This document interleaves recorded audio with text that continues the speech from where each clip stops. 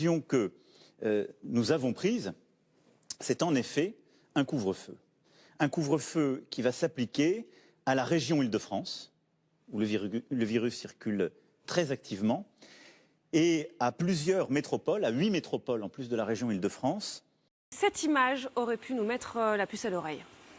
Ni cette ambition, pardon, je m'étrangle, d'expliquer, d'accompagner véritablement Grenoble, Lille, Lyon, Aix-Marseille, Montpellier, Rouen, Saint-Étienne et Toulouse. Le site Reporter l'a révélé hier, ces masques que portait donc Emmanuel Macron ont été traités au zéolite d'argent, une substance considérée comme toxique pour la santé et pour l'environnement. Il suffit pour le vérifier en fait de lire la composition sur les emballages, sauf que ce sont ces masques qui ont été distribués à tous les enseignants mais aussi à tout le personnel éducatif. Chacun en a reçu 4. Ce couvre-feu, il se fera entre 21h et 6h du matin et il commencera à partir de ce samedi 0h. Mais est-ce qu'on peut s'adapter? Est-ce qu'on peut changer de mode de vie et manger par exemple comme les Américains à 5h de l'après-midi? Il durera, le gouvernement est en mesure de le décider pour 4 semaines.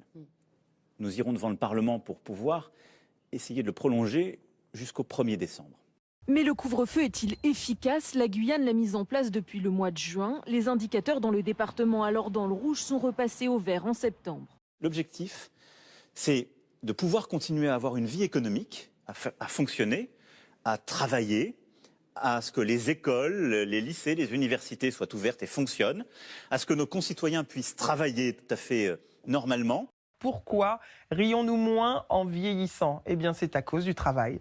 La courbe du rire est en chute libre à partir de 23 ans, l'âge d'entrée dans la vie active et des responsabilités qui l'accompagnent.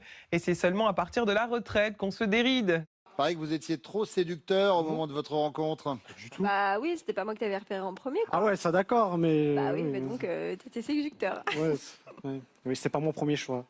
Oh, c'est horrible de dire ça. Merci.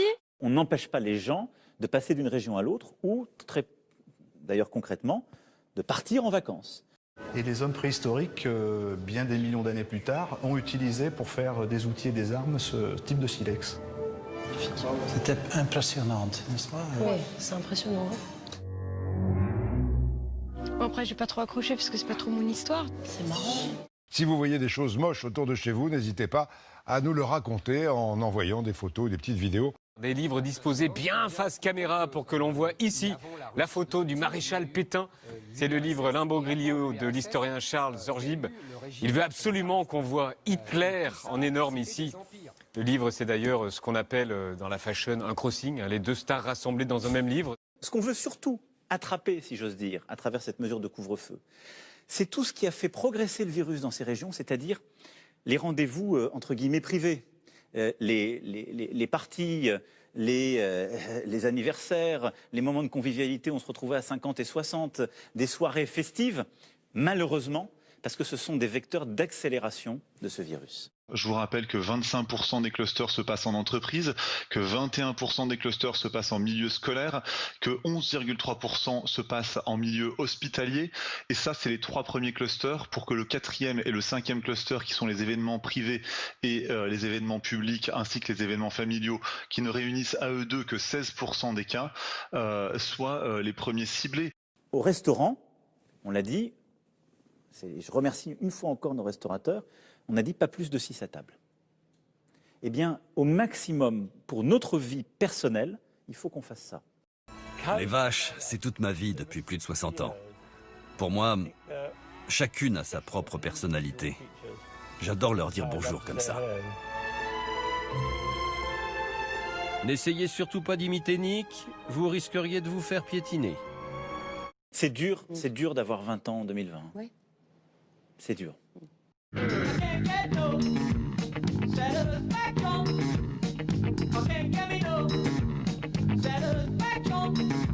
Et puis il y a eu l'échec de la politique du dépistage.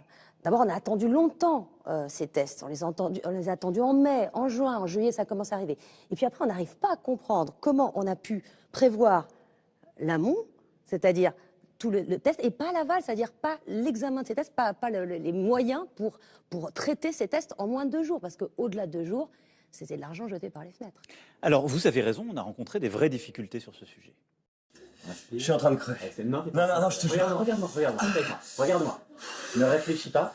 Inspire. Je peux pas. Nous en avons jusqu'à l'été 2021, au moins avec ce virus. Tous les scientifiques sont clairs. Il faut qu'on ait une nouvelle application, elle va s'appeler Tous Anti-Covid. La raison d'espérer, je vais vous dire, c'est que nous sommes en train de réapprendre à être pleinement une nation. C'est-à-dire qu'on s'était progressivement habitué à être une société d'individus libres. Nous sommes une nation de citoyens solidaires. Nous ne pouvons pas nous en sortir si chacun ne joue pas son rôle, ne met pas sa part. Voilà la clé. Après une mi-temps pratiquement pleine de souffrance. Ah, bon ballon aussi. Et nous y arriverons. Nous y arriverons. Est-ce qu'on peut faire nation sans contact? Et ben voilà, ce sera la morale et la réflexion de ce soir.